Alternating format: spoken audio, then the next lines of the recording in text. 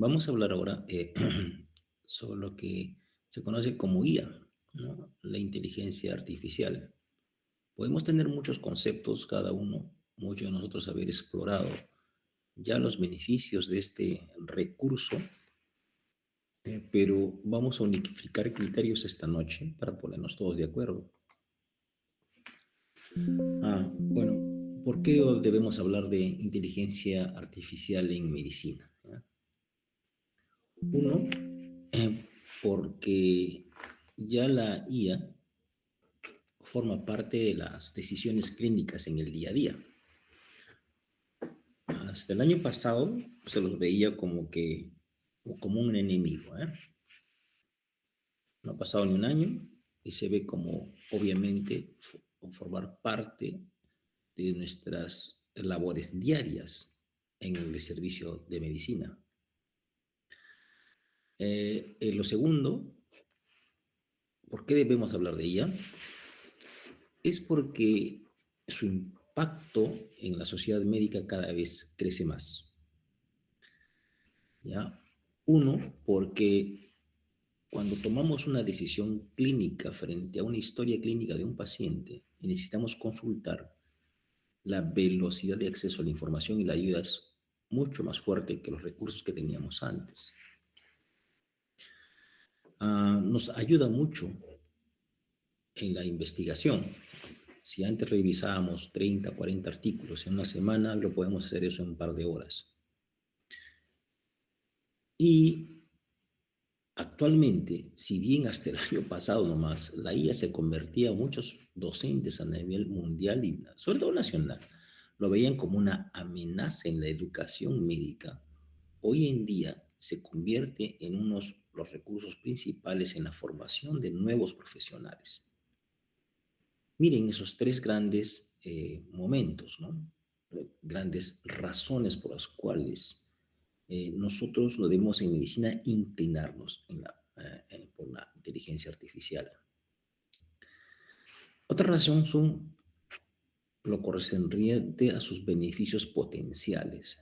¿Qué cosa está ofreciendo cada día más la IA? Uno es la alta eficiencia. ¿Eso qué quiere decir? Que yo por menos dinero puedo obtener un alto rendimiento, o sea, mayor información. A eso le llamamos eficiencia. ¿Ya? También tenemos una alta eficacia o precisión, como la IA busca, los motores de búsqueda ya no solamente exploran en 4, 5 o 10 bases de datos, sino en cientos. Eso hace que el error en las lecturas sea cada vez menor. Y lo más interesante es la escalabilidad, que quiere decir que la IA cada vez está perfeccionándose y aprendiendo ella misma. O sea que si hoy día nos vamos a dormir con ciertas potencialidades que puede tener nuestro buscador que utiliza inteligencia artificial, mañana yo les aseguro que va a estar mucho mejor.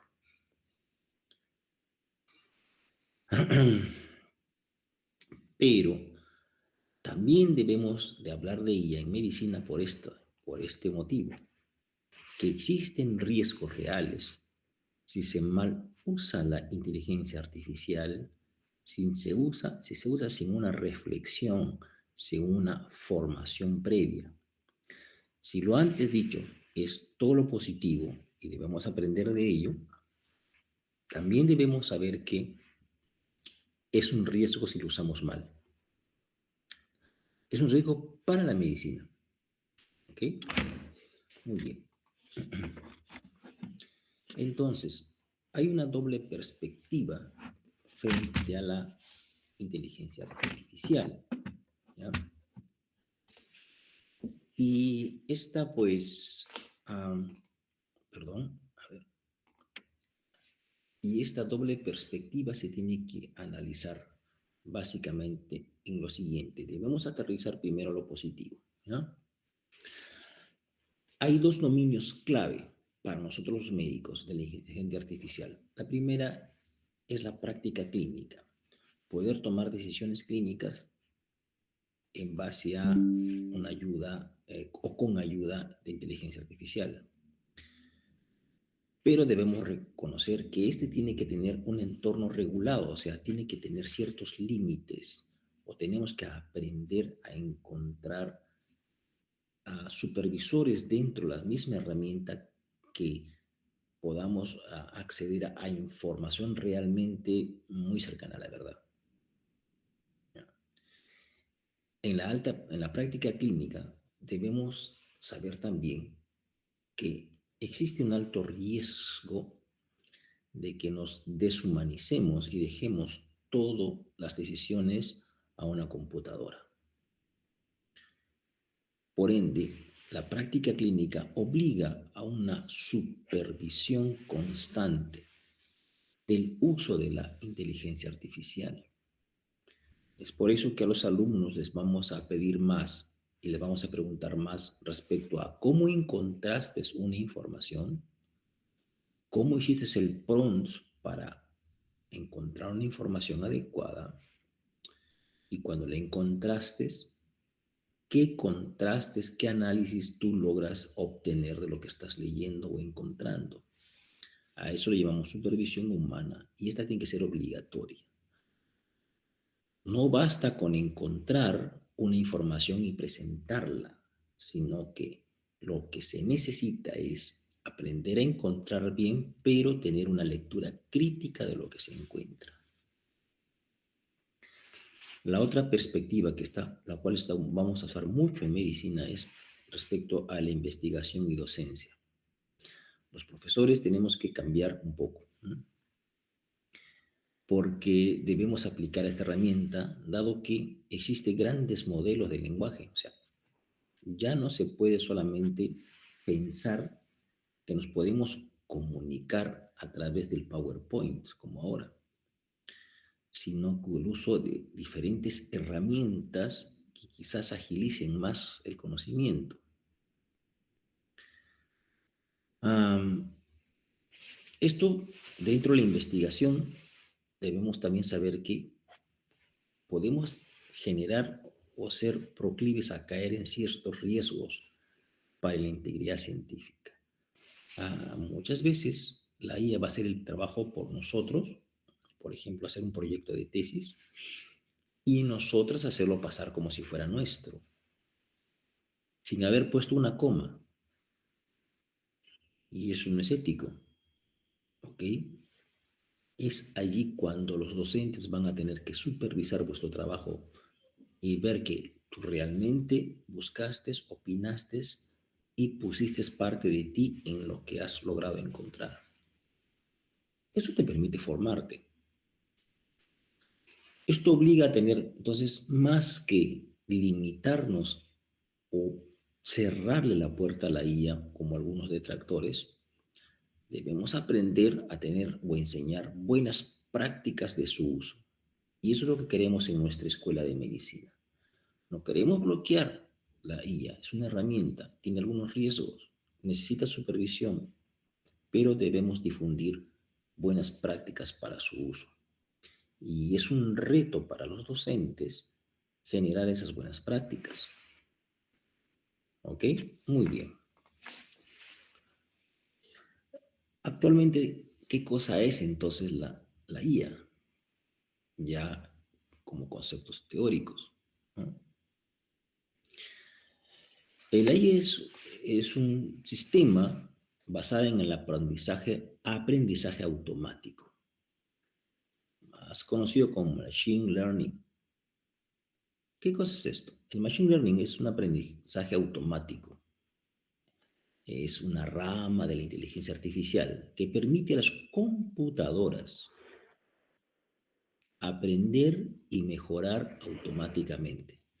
Algoritmos que hacen que si en algún momento una computadora da un concepto y se equivoca, aprende la máquina y el algoritmo se autocorrige y genera su propia corrección y aprende.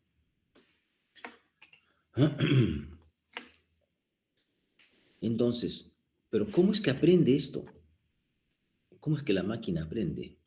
¿Qué cosa es el machine learning? O sea, aprende con el uso. O sea, cuando más lo usemos, más se alimenta, porque va a tener más datos para contrastar. No necesita un lenguaje de programación, ¿ya? Solamente necesita que usemos el sistema. Al usarlo, los diferentes datos que consultemos para la máquina o para, obviamente, la base de datos, va a hacer pues un aprendizaje, ¿no? Es como que se lo pusiéramos al sistema a estudiar. ¿Qué utiliza? Utiliza algoritmos. O sea, algoritmos son lenguajes informáticos que hacen que eh, eh, los datos se vayan ordenando y reordenando según patrones, ¿no? Según patrones que vayamos generando. Entonces, estos algoritmos van detectando esos patrones a nivel mundial y comienza a autoalimentarse. Es así que en base a probabilidades y predicciones, el sistema informático, la inteligencia artificial te da información después de la revisión de diferentes patrones de datos consultados. Entonces, en resumen, la IA aprende patrones al momento de compartir datos. Si, por ejemplo, una persona comparte un conjunto de datos por la IA y otra persona hace lo mismo, otra base de datos, otra información, lo que hace la inteligencia artificial es usa los dos y aprende de los dos. ¿Ya? Quizás este señor de aquí no conocía nada del primer informe, pero la IA utiliza los dos informes compartidos a través de la web y crea su propio algoritmo que hace que estos dos informes sean uno solo. Y así lo hace por millones. ¿Ok? Entonces lo que hace el machine learning es aprender patrones a partir de datos que todos nosotros compartimos. Cuanto más datos compartimos, más información, más se alimenta la IA en todo nivel. Es por eso que se decía en un momento, no liberen a la IA, ¿no? ¿Qué significa eso? No permitan que la inteligencia artificial permita asumir datos que no son suyos. Pero hoy ya está libre ya. Ahora, ¿cuál es la diferencia con el software tradicional, es el antiguo, ¿no? Por ejemplo, el SPSS o el UpToDate o las plataformas de estudio que llamamos softwares tradicionales. La IA no respeta nada, ¿no? No sigue reglas programadas. Explora todos los espacios sin medir profundidad. No tiene límites. ¿Ya? Su rendimiento se evalúa empíricamente. Eso quiere decir que cuanto más lo usemos, o sea, cuanto más practiquemos analizando datos o pidiéndole a la IA, este rendimiento aumenta. Y lo más simpático, que no es determinista, o sea, que no sigue reglas de juego preestablecidas y simplemente aprende en el día a día y no tiene límites. Ustedes dirán, pues esto es medio peligroso, ¿no? Como puede pasar como en las películas, que en algún momento Skynet se despierte. Pues en alguna vez un pensador, un ingeniero famoso a nivel mundial, dijo que esa era una de las amenazas, ¿no? Las amenazas en las cuales las decisiones iban a ser tomadas por la inteligencia artificial. Pero aún esas llaves, sobre todo de grandes medios de toma de decisiones, por ejemplo, el mundo financiero, no permite que entre esta metodología. Bueno, pero estamos en salud, ¿no? Ya, ya, y aquí pues hay algunos tipos de información artificial que se generan en salud, ¿no? Y esto como es secuencial, tenemos que ir mirándolo, ¿no? Poco a poco cómo va ayudándose a sí misma. En primer lugar, la IA es predictiva, o sea, puede decirnos con un margen de error qué es lo que puede pasar. ¿Ya? O lo que puede estar sucediendo. Ah, no es muy difícil tampoco y cada vez se perfecciona más. Por ejemplo, puedo tener una persona muy experimentada, ¿no? Pero que tenga que realizar, por ejemplo, un diagnóstico por imágenes, ¿no? La IA va a leer esa imagen por nosotros. Este experto puede generar su informe, lo que llamamos el informe de esa radiografía, ¿no? Pero si la subimos juntamente con la imagen, ¿qué va a hacer? La IA va a predecir qué puede estar pasando en el paciente o qué le podría pasar o qué tratamiento debería de recibir. ¿Cómo hace esto? ¿Cómo predice qué tratamiento debería recibir el paciente? Pues contrasta esa imagen y ese diagnóstico que hizo el profesional con millones de diagnósticos e imágenes que tiene en su almacén de datos que todos hemos puesto, ¿no? Tenemos también la IA generativa, ¿no? La inteligencia. Todo esto se mezcla, ¿eh? Pero más o menos si queremos compartir un poco para aprender, tenemos la IA generativa, ¿no? Es aquella que está hecha para gestionar recursos sanitarios. Por ejemplo, para predecir riesgos y desenlaces dentro de la salud o de ser sanitario, por ejemplo, en epidemia, ¿no? Pero que si bien esto más es en la parte asistencial, o sea, lo que podríamos ver dentro de un hospital o frente a nuestros pacientes, en la academia esto nos interesa más, ¿no?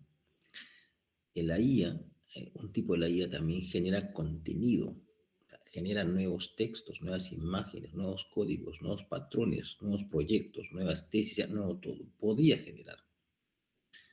Uno, por ejemplo, uno más conocido es el chat GPT, ¿no? Que uno le puede decir y le damos un pequeño problema y nos arma un proyecto de investigación. Genera contenido, genera imágenes y genera incluso hasta distribución de variables y pruebas estadísticas que se deben utilizar. Todavía en un mundo medio imperfecto, pero lo hace. ¿Ya? Para esto se basa en grandes modelos de lenguaje, ¿no? Yo decía en grandes modelos, aquí yo creo que utiliza ya todos los lenguajes informáticos, todos. O sea, para ir a este ritmo de crecimiento que tiene la IA es que está manejando todos los lenguajes. No solo niños, Windows, no, todos los lenguajes. Y yo creo que es imparable, ¿no? Entonces, ¿qué es un LLM? Ya usamos todos los lenguajes. Es el uso de un modelo de lenguaje a gran escala, o sea, un lenguaje que lee todos los lenguajes, ¿no? Todas las formas de generar información a través de una computadora. Usa eso, ¿no? Es un tipo de inteligencia entrenada con volúmenes masivos de datos, son millones de datos, que hace que entienda, procese y genere textos similares a lo que produciría el ser humano. Muchas veces mejor, obviamente, porque la mente humana solamente a veces trazamos un solo lenguaje, ¿no? A ver, usamos, por ejemplo, Windows y por ahí cualquier otro lenguaje informático y hay conocimiento que he ganado con experiencia. Pero usted usa todos los lenguajes. ¿Y saben qué? De todos los idiomas y casi de todos los países. Me ha complicado, ¿no? Lo que se presenta. Muy bien. ¿Cómo trabaja este enorme sistema del lenguaje, ¿no? Que conjunta todos los lenguajes? Primero, tiene algunas ciertas capacidades en este momento. No solamente explora textos, o sea, lo que escribimos, o sea, números, letras, sino también procesa imágenes, Lo que está haciendo ahora con mucha fuerza, procesa audio y video. O sea, si es que alguien grabó, por ejemplo, la conferencia de tal doctor, esta gran base de datos utiliza esa información en formato texto, imagen o lo que le venga en gana. ¿Ya? Y, se, y tiene la capacidad de conectarse con herramientas externas. ¿Qué quiere decir eso? Que puede conectarse con una computadora, pero también puede conectarse con un celular o con el DVR de tu casa. O sea, poder acceder a la cámara de imágenes de tu casa. Y todo por este lenguaje que lee todos los lenguajes. ¿Ok? Um, tiene un modelo, esta madre de los lenguajes tiene un modelo de razonadores. O sea, no solamente trabaja con un solo cerebrito, algoritmo, sino con muchos a la vez.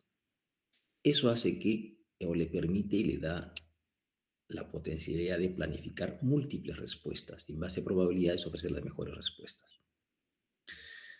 Dan muchos resultados de preguntas que le quedamos hacer comparando las respuestas más exitosas a nivel mundial. ¿Ok? Entonces, es un modelo que no solamente te permite acceder a las mejores respuestas del mundo, sino que te dice cuál es realmente la con la que puedes, te recomienda con cuál puedes quedarte. Basan las probabilidades, de hecho, obviamente va aprendiendo en el día a día. ¿Cuál es el riesgo? Primero, la dificultad de validación. ¿Qué se entiende por esto? A ver, toda esta información con la cual la IA se alimenta, datos, datos, datos. ¿Ya? ¿Quién produce más datos en el mundo? Obviamente las sociedades desarrolladas. ¿Ya? A ver, Estados Unidos, Europa, ellos producen el 90% de la información. Entonces ellos pueden decir, y la IA va a alimentarse de esa información. Y quizás la IA se alimente y diga que el mejor tratamiento, por ejemplo, vamos a decirles para el acné, es el uso de tal o cual medicamento que no existe en el Perú. Por lo tanto, y por muchas razones, es que la información con la cual se está alimentando la IA probablemente no sea válida. Vamos a entenderla, vamos a buscar un sinónimo a la palabra validación. No sea aplicable a nuestra sociedad. Y ahí viene la labor de ustedes como médicos información.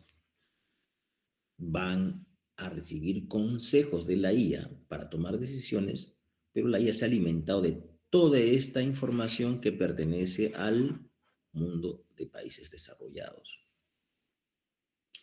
Ustedes dirán, pues sí, voy a tener la orientación de los mejores países.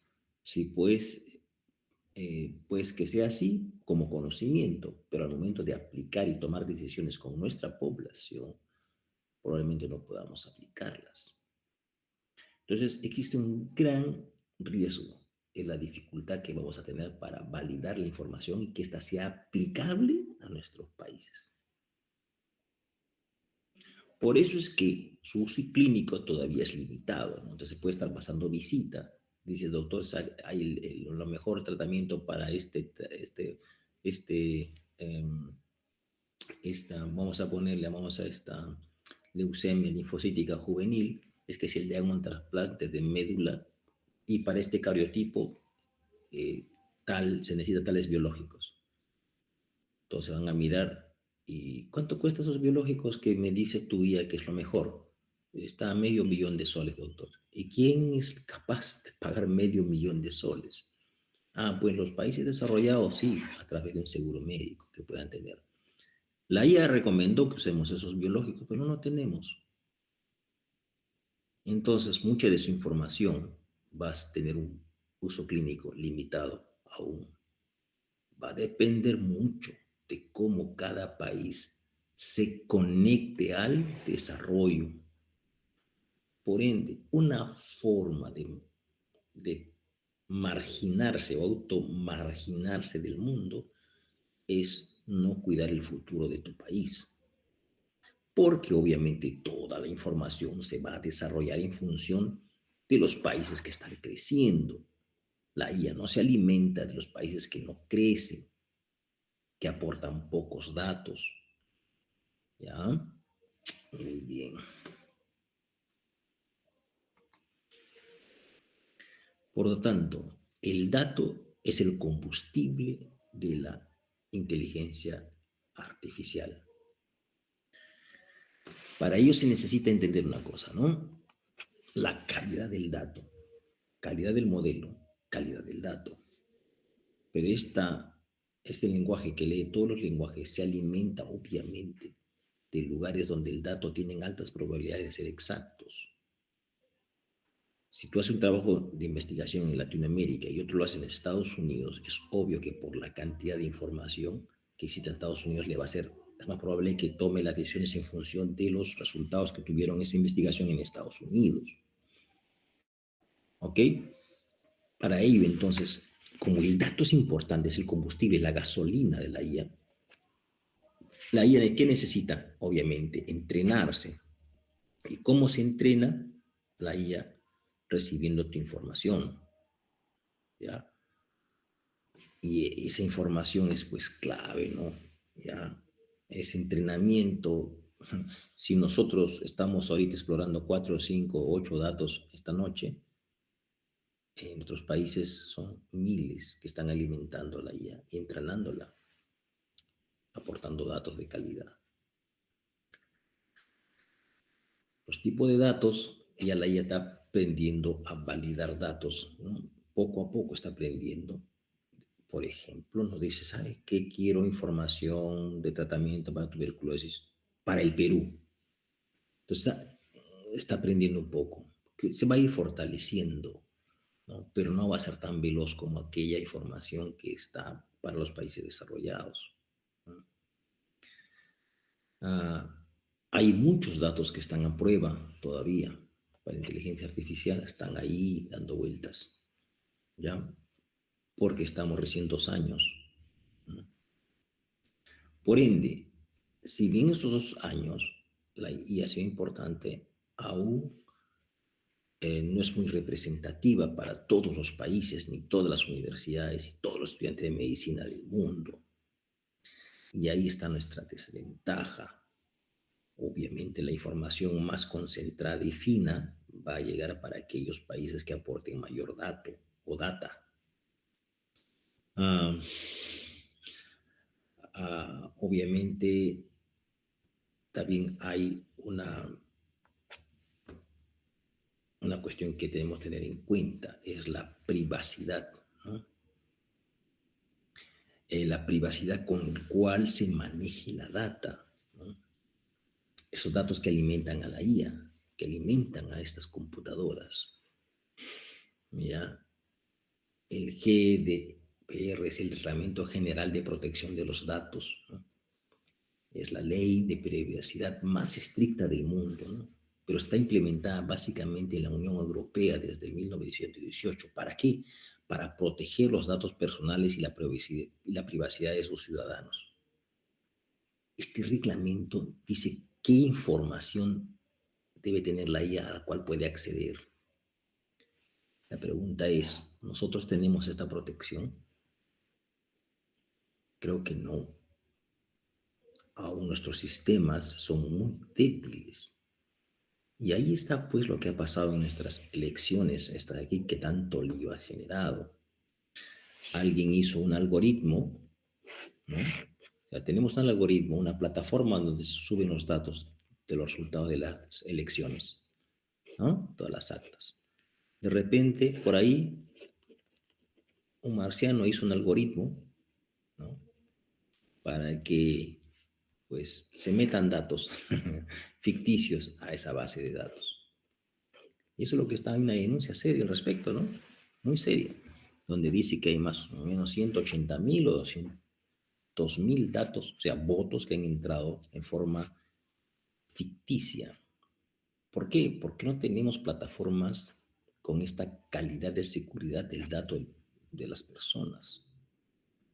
Ha sido muy fácil entrar al sistema del Perú, muy fácil. Un simple procesador de hecho en IA ha logrado entrar. ¿Quién lo habrá hecho? Bueno, ya tomarán sus investigaciones, ¿no? Se harán investigaciones, hay presunciones, pero el hecho es que existe, existe.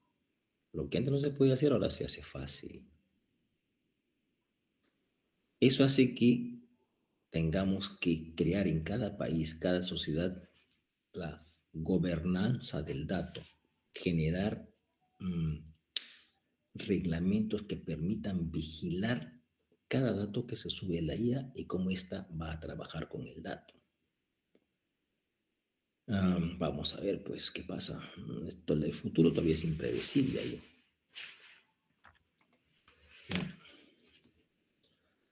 Tenemos que entender algunos sesgos y desigualdad. ¿Ok? Am, Todos los modelos de IA tienen algunas cuestiones, algunos errores, pero esos errores se están minimizando. ¿Ah? Mire, em, ¿cuál es el primer riesgo? Dice, ¿no? Uno de los riesgos más mayores es que es este acá, ¿no? Que la IA se esté alimentando, que su rendimiento sea menor en poblaciones infrarrepresentadas, decíamos, nuestros países, ¿no? ¿No? De toda la información que existe en la IA a nivel mundial, cuánto hemos aportado y al cual accedemos nosotros con nuestra experiencia. Con la tuberculosis en el Perú y su experiencia, eh, toda esa experiencia está volcada en la IA o la IA se está alimentando de cómo se comporta la tuberculosis solamente en Europa, en Estados Unidos, todo lo de allá. Entonces nuestro aporte es muy pequeño. A eso le llamamos poblaciones infrarrepresentadas. ¿Eso qué cosa hace? Que se amplifiquen las desigualdades en salud. Entonces la IA va a hacer que exista una sociedad que tenga toda la información y una otra sociedad que no tenga nada o muy poco. Y es muy probable que en este grupo de aquí se decidan cómo trabajar en salud. Y lo de acá no sepamos cómo trabajar en salud y tengamos que preguntar, pedir o solicitar que nos ayuden. Pero si no tenemos recursos y no estamos preparados, pues vamos a ser postergados. ¿Ok? Perdón, permíteme preguntarles, ¿se aún se escucha todavía, amigos? ¿Se está escuchando, señores? Sí, doctor. Ya, pregunto esto porque muchas veces me quedo hablando solo. Ya. A ver, un ejemplo. La retinopatía diabética y pigmentación del fondo de ojo, ¿ya? Y su diagnóstico y tratamiento. Obviamente, si le preguntamos a ella cómo tratarlo, esta responde en función de esta información. Oye, pero estoy en el Perú. Ah, buenos amigos, pues no sé, trata de acomodarte, te va a decir. Y ahí la importancia de nosotros correr o tratar de correr a la misma velocidad con que el mundo corre. Una de las cosas que me he cansado de decir que, por ejemplo, los resultados de esas elecciones se juega el futuro de muchos jóvenes, ya vuestro futuro, ¿no? Porque vamos a ser gente que tome las decisiones para que nos permita tener conocimiento y cómo acceder a este mundo. Si no, nos vamos a quedar en el limbo de la información. Muy bien. Hay unos principios éticos fundamentales, ya, basados y expuestos por UNESCO, ¿no? El primero, tenemos que luchar por una equidad y pues un no a la discriminación. Dentro de salud, compartir. O sea, es lo bueno que tenemos los médicos a nivel mundial. Si bien la información llega a diferentes países desarrollados la mejor, pues también terminan compartiéndola. ¿Ya? Solo que nosotros tenemos que ser más receptivos y también más estudiosos, pues. ¿ya? Y para tratar acortar la brecha y la desigualdad en el conocimiento. Otro principio que necesitamos potenciar dentro del uso de la ética de la guía es la transparencia y la explicabilidad, o sea, enseñar. No podemos ocultar el conocimiento. Hubo un grupo de profesores que decían, no, dejemos entrar la IA a las universidades. Yo le decía, pues eso es una locura, ¿no? Es como decir, no quiero estar viviendo en el planeta Tierra. Vivimos en el planeta Tierra, ¿ok? Y tenemos que transparentar toda la información y decir, no sé, pero también aceptar que me enseñen, ¿ya? Y usar las herramientas actuales. No podemos oponernos a lo que ya existe y está creciendo, ¿no? Mientras nos vamos a dormir, la IA va a crecer 10 veces más.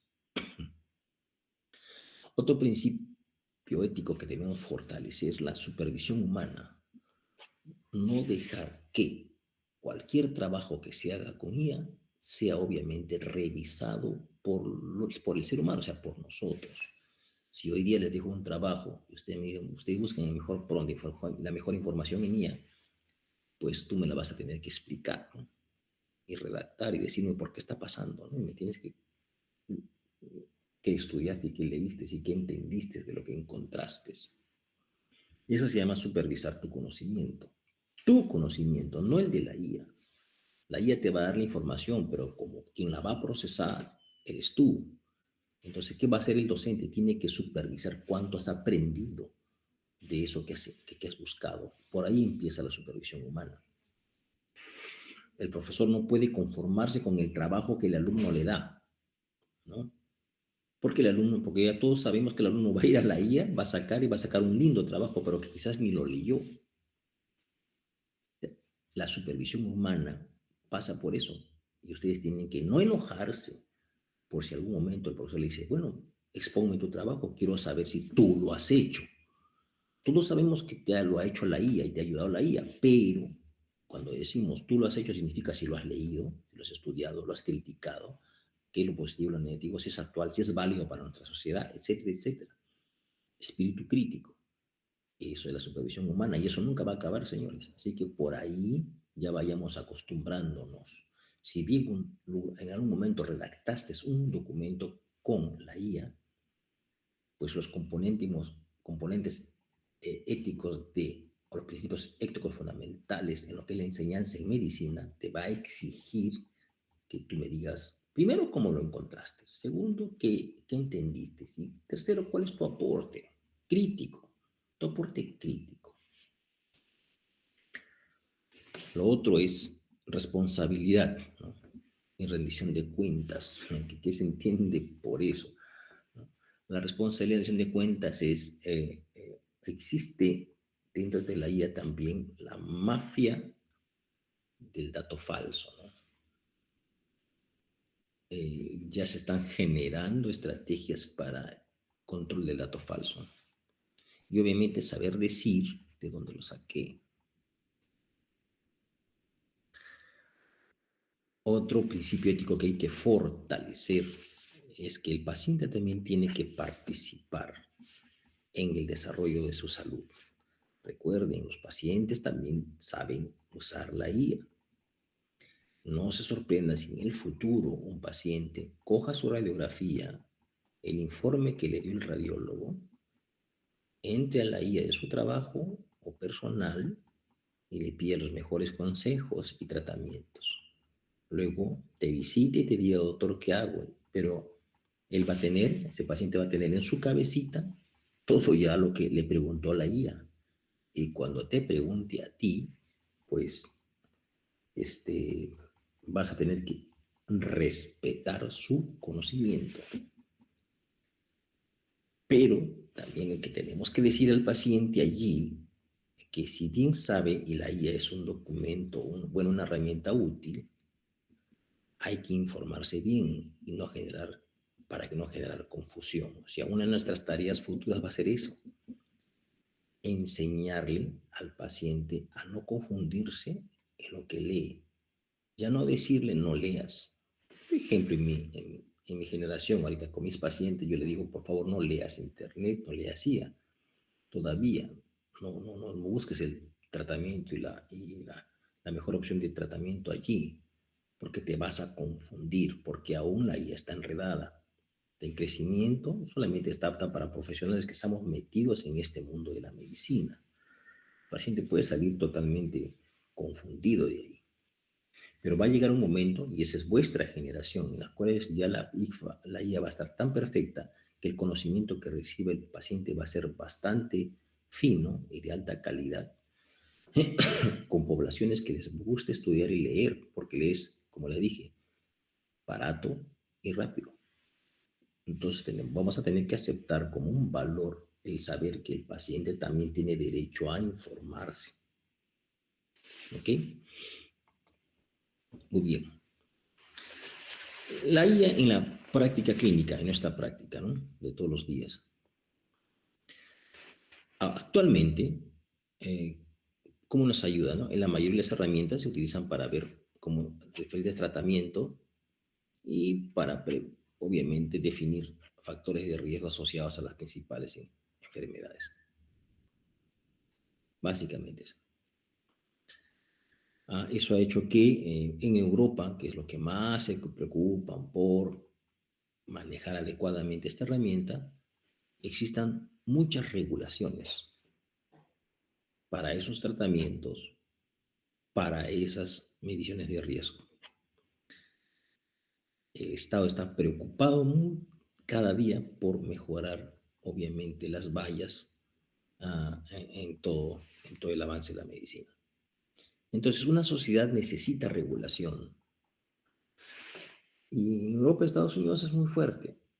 Pero yo les preguntase acá, a ustedes, a ver, ¿cómo se está regulando a la compra, la administración y la medición de los efectos adversos del uso de la medicación para la lucha contra la tuberculosis? Ya, no, la IA me dijo que existe esta gama de procedimientos, pero existe una regulación, un reglamento. ¿Existe alguien que supervisa lo que está pasando? Se van a llevar con muchas sorpresas. ¿Ya? Por lo tanto, el mercado actual del conocimiento no es suficiente, ¿no? ¿Ya? Actualmente, como todos, básicamente, estamos viviendo en un mundo del negocio. Esa seguridad está garantizada solo para ciertos lugares.